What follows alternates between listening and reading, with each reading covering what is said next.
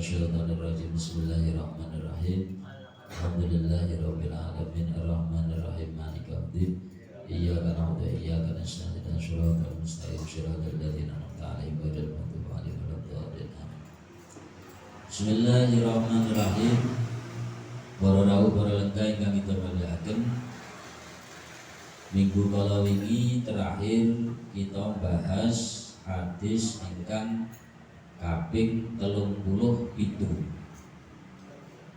Ingkang menapa salah setunggal isinipun hadis yang ke-37 adalah tentang rahmat Allah Subhanahu wa taala yang diberikan khusus untuk umat Rasulullah sallallahu alaihi wasallam, yang bentuk rahmat itu adalah ketika kita sebagai umat Rasulullah Muhammad sallallahu alaihi wasallam mempunyai niat baik, duweni niat apik, maka Allah mencatat satu kebaikan.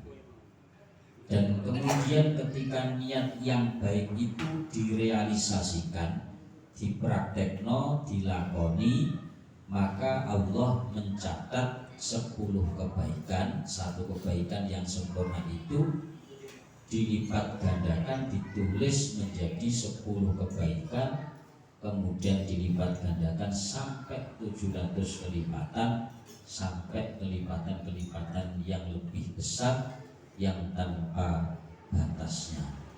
Tetapi ketika kita mempunyai niatan yang buruk dan niat yang buruk itu belum atau tidak direalisasikan, maka niat yang buruk yang tidak jadi dilakukan itu dihitung satu kebaikan, dan ketika dilakukan maka baru dihitung satu keburukan. Jadi niat apik tok itu ditulis satu kesainan, nalika dipraktekno iku iso dilipat gandakan 10 kebaikan sampai 700 kebaikan sampai tak terhingga. Tapi nalika duwe niat sing awon, sing elek, rung sempat atau ora sampai dilakukan, iku diniat dihitung satu kebaikan. Kalau sudah terrealisasi baru dihitung satu keburukan. Itu termasuk salah satu bentuk sekian rahmat Allah Subhanahu wa taala yang diberikan khusus untuk umat Rasulullah Muhammad sallallahu alaihi wasallam. Hadirin jamaah sedaya ingkang kita muliaken, salajengipun hadis yang ke-38. Bismillahirrahmanirrahim. Al-hadits ats-tsaminu wa tsalatsuna an Abi Hurairah radhiyallahu anhu qala qala Rasulullah sallallahu alaihi wasallam innallaha ta'ala. Berarti hadis ini qudsi, hadis sahih. Dawuh Gusti Allah sing berupa hadis Rasulullah Muhammad sallallahu alaihi wasallam. Innallaha ta'ala qala man adali waliyan faqad adantuhu bil harbi wa ma taqarraba ilayya 'abdi bi syai'in ahabba ilayya mimma iftaratuhu 'alaihi wa la yazalu 'abdi yataqarrabu ilayya bin nawafili hatta uhibbu fa idza ahbabtahu kuntu sam'ahu alladhi yasma'u bihi wa basyarahu alladhi yubsiru bihi wa yadahu allati yabtishu biha wa rijlahu allati yamshi biha wa la in sa'alani la'utiyannahu wa la in ista'adani la'uidannahu. Hadis niki diriwayatkan oleh Imam Al-Bukhari.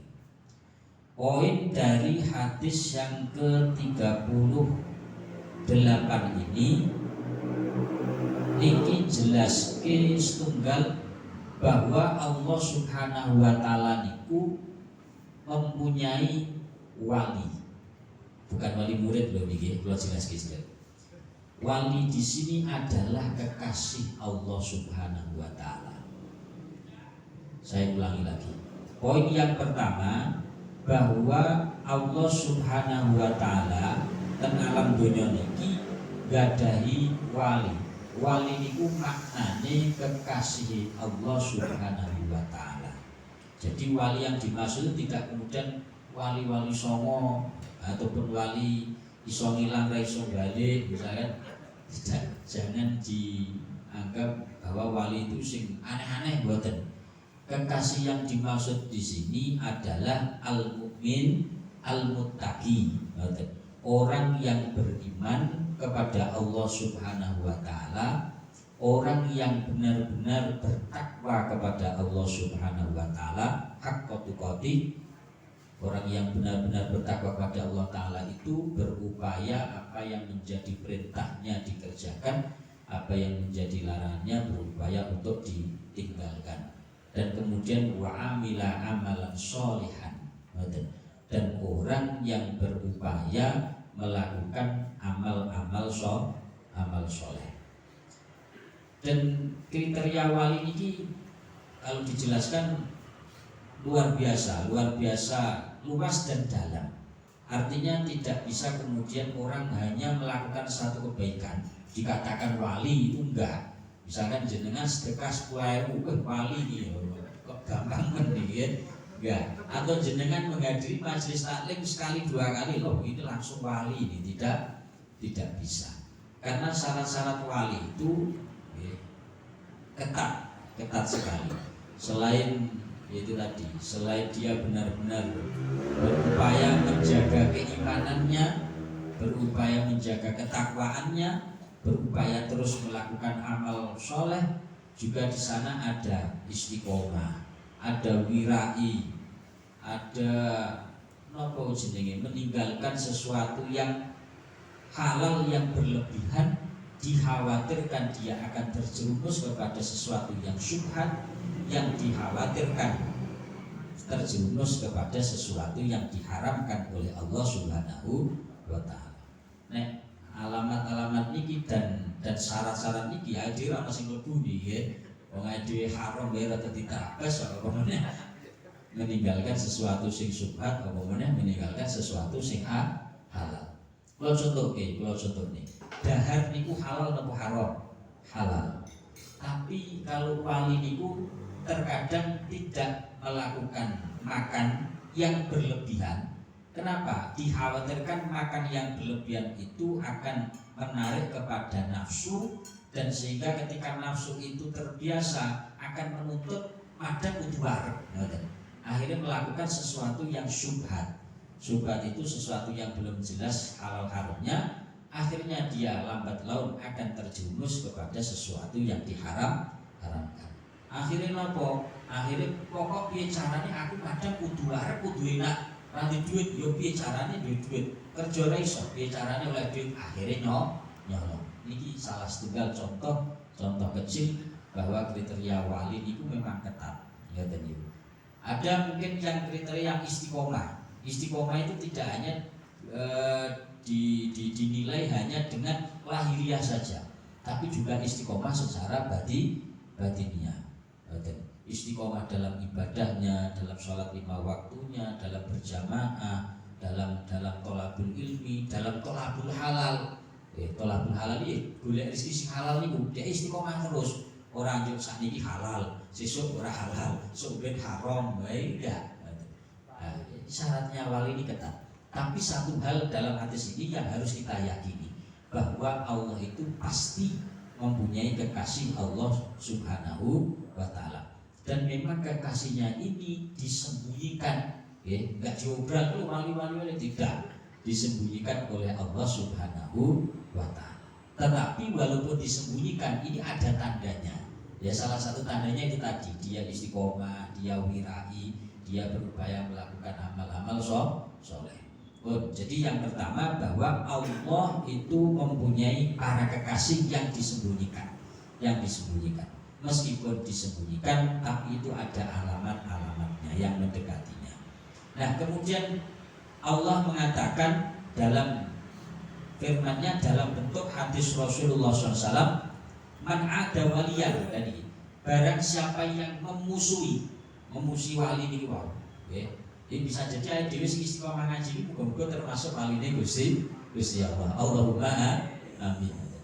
Nah, siapa yang memusuhi para kekasihnya Allah Ta'ala, maka Allah Ta'ala mengumumkan kepada semua makhluk dan alam dunia ini untuk siap dimusuhi kalian Allah Subhanahu wa Ta'ala. Medeni tenan iki. Sapa wonge sing mungsuhi kekasih Gusti Allah, Gusti Allah langsung turun arep musuhi wong sing mungsuhi kekasihnya. Nah, bentuk musuhnya Allah terhadap orang yang memusuhi kekasihnya seperti apa? Orang itu akan dihinakan oleh Allah Subhanahu wa Ta'ala. Orang itu tiba-tiba dikei loro kalian Allah Subhanahu wa Ta'ala. Makanya kita ngati kok niki wali wong tingkatane yang saya usah sore alim ulama, ngoten. Alim ulama, wong ngalim niku ae dhewe gak seneng. Apa meneh sampai musuhi. Itu kalau orang-orang soleh terdahulu mengatakan bisa kualat. Kalau misalkan jenengan ngalim, jenengan alim ulama, kula gak suka jenengan. Piye carane pokok jenengan nggih harus napa jenenge tak racun misalkan ngoten nggih. Contoh kecil. Oh tak racun. Iki iso-iso racune balik ke kula piyambak. Kenapa? Karena alim ulama ini walaupun tidak terang-terangan menjadi kekasih Allah Ta'ala, dia adalah termasuk pewaris Rasulullah Muhammad SAW. Dan ahli warisnya Rasulullah SAW otomatis itu kekasih Kanjeng Nabi. Kalau kekasihnya Kanjeng Nabi, otomatis itu kekasih pun Allah Subhanahu wa Ta'ala. Dan dia dhewe mungsuhi para alim ulama tok medeni iso kalah awake dhewe. Napa boleh kok mungsuhi kekasih langsung Allah Subhanahu wa Ta'ala. Maka yang berhadapan langsung yaitu Allah Subhanahu wa Ta'ala. Dan yang paling dikhawatirkan ketika kita memungsuhi kekasihnya Allah Ta'ala, wali-wali Allah Ta'ala, yang paling dikhawatirkan adalah mati dalam keadaan su'ul khotimah. Nek loro tok mungkin diiso mari, nek melarat tok ora mungkin apa? Kalau melarat saja enggak begitu bahaya kan. Tapi kalau sampai imannya dicabut oleh Allah Ta'ala, dia akan mati dalam keadaan su'ul khotimah. Kenapa? Karena para kekasih Allah Ta'ala niku karena para kekasih Allah Ta'ala niku ibarat gimana? Ucapannya niku adalah racun. Artinya racun niku nek dhewe ra ngati-ngati iki iso dhewe sing kena racun. Yo ngene iki dawuhipun Rasulullah Muhammad sallallahu alaihi wasallam. Jadi poin yang kedua, poin yang pertama bahwa Allah nyetak menciptakan para kekasihnya dan alam dunia ini dan disembunyikan para walinya. Poin yang kedua, barang siapa yang memusuhi kekasihnya Allah, maka Allah langsung turun tangan, Allah langsung memutus para kekasihnya, para ajudan ini untuk memusuhi orang yang memusuhi kekasihnya Allah Subhanahu wa Ta'ala. Buat dikawin loro, buat dikawin stres, buat dikawin melarat, tapi yang paling dikhawatirkan adalah mati dalam keadaan su'ul khatimah. Poin kedua itu. Kemudian poin yang ketiga, poin yang ketiga ini mulai wa ma taqarraba ilayya 'abdi syai'in ahabba ila mimma qarrabtu ila akhirih.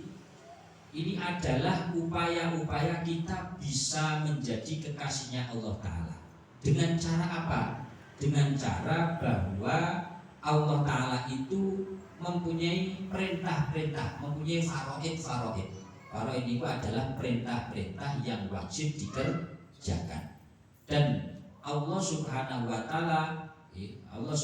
wa Ta'ala itu mempunyai kekasih yaitu Rasulullah sallallahu alaihi wasallam untuk apa? Untuk melakukan sunnah-sunnah Rasulullah Muhammad sallallahu alaihi wasallam. Yang intinya ketiga ini adalah kalau kita ingin menjadi alamat kekasih Gusti Allah duwe perkara fardhu sing wajib dilakoni. Gusti Allah duweni Kanjeng Nabi yang menjadi sunnah-sunnah Rasulullah sallallahu alaihi wasallam. Dan wala yazadu 'abdi yadru ilayya bin nawafil hatta uhibbu. Artinya gini. Kalau kita hanya melakukan sesuatu yang fardhu saja, kalau kita hanya melakukan sesuatu yang fardhu saja, niki Imam Ghazali jelasaken ibarat kita jual beli dagang itu hanya modalnya, belum dapat untungnya. Tapi kalau kita ingin mendapatkan keuntungan yang besar, maka kita harus memperbanyak melakukan kesunahan-kesunahan, sunnah-sunnah tidak lampahipun Rasulullah Muhammad Shallallahu Alaihi Wasallam. Kalau contoh kalau kita misalkan contohnya sholat fardu 5 waktu, kalau kita ingin untung, ya harus kita melakukan sholat-sholat sunnah yang lain, sholat qobliyah ba'diyah dilampahi, sholat duha, sholat malam, sholat tahiyatul masjid, sholat hajat, sholat taubat, dan lain sebagainya. Dalam konteks puasa, ya jangan hanya melakukan puasa yang wajib saja, Ramadan saja atau puasa nadir saja, tapi kita berupaya rakitan sasi pisan melakoni poso, paling tidak ya bulan-bulan yang dimuliakan oleh Allah Subhanahu wa Ta'ala, yang mana ketika kita senang melakukan ya, dengan mengistiqomahkan sunnah-sunnah Rasulullah SAW. Artinya nek perkara sunnah dilakoni, itu otomatis perkara sing wajib wis dilakoni. Jangan kemudian jenengan poso Senin Kamis nek salat poso Ramadan malah ra poso. Iki padha karo burucek kelangan delek. Jenengan salat duha nek malah ra salat subuh. Lah iki jenenge burucek kelangan delek. Jenengan salat malam tapi subuhe qadha, iki padha mawon. Jenengan sholat duha, sholat qobliyah ba'diyah ra tau Jumatan. Lah iki padha mawon iki. Artinya yang dimaksud dalam hadis ini, ketika kita melakukan sunnah-sunnah Rasulullah SAW dan istiqomah, ini otomatis sesuatu yang fardu ini dikerjakan, dilakukan. Dan ketika kita itu senang melakukan sesuatu yang sunnah tadi, maka kuntu samahu, pendengaran Allah adalah pendengaran saya. Maksudnya pripun? Tidak terang nih, bayan ini keliru. Artinya pendengaran kita itu diridhoi oleh Allah Ta'ala.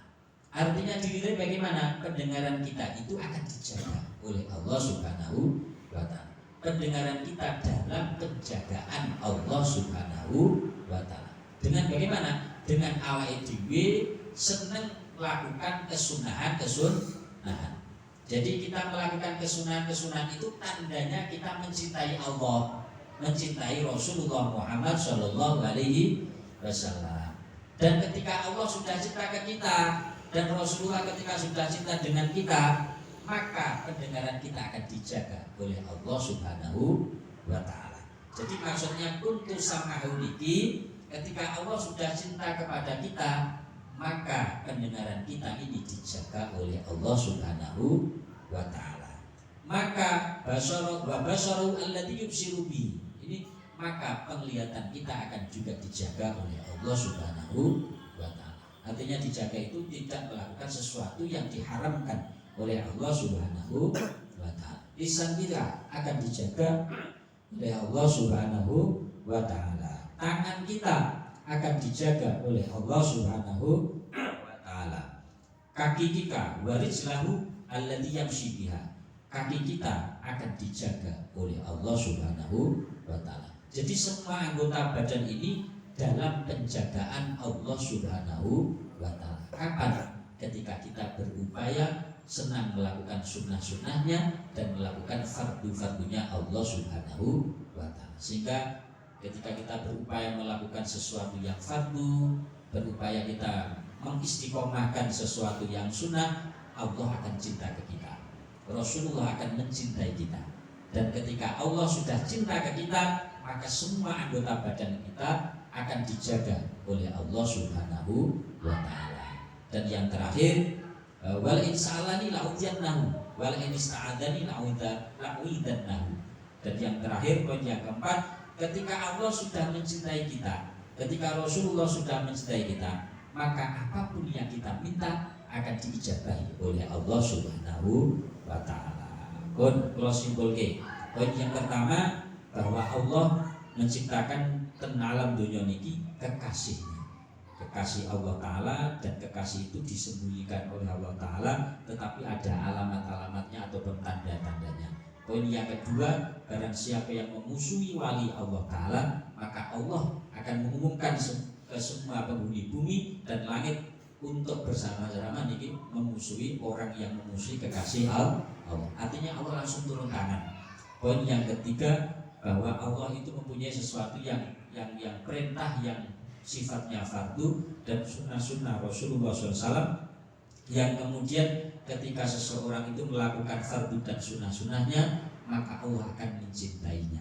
Dan ketika Allah mencintainya, maka semua anggota badannya ini akan dijaga oleh Allah Subhanahu wa Ta'ala, mulai dari penglihatannya, mulai dari pendengarannya, mulai dari lisannya, mulai dari tangannya, mulai dari kakinya. Dan yang poin yang terakhir, ketika Allah sudah cinta kepada kita, maka kita minta apapun akan dijabai oleh Allah Subhanahu wa Ta'ala. Mugi-mugi kita sedaya dipun reksa kalian Allah Ta'ala selalu mendapatkan hidayah dari Allah Subhanahu wa Ta'ala, yang akhirnya mudah-mudahan kita sedaya saputra ayah pun takdiraken dados tiyang-tiyang bejo dunya bejo akhirat, mulia dunya mulia akhirat, sukses dunya sukses akhirat, sugih dunya sugih akhirat, selamat dunyanipun selamat akhiratipun. Amin amin ya rabbal alamin. Wallahu a'lam bishawab. Al-Fatihah. A'udzubillahi minasyaitonir rajim. Bismillahirrahmanirrahim.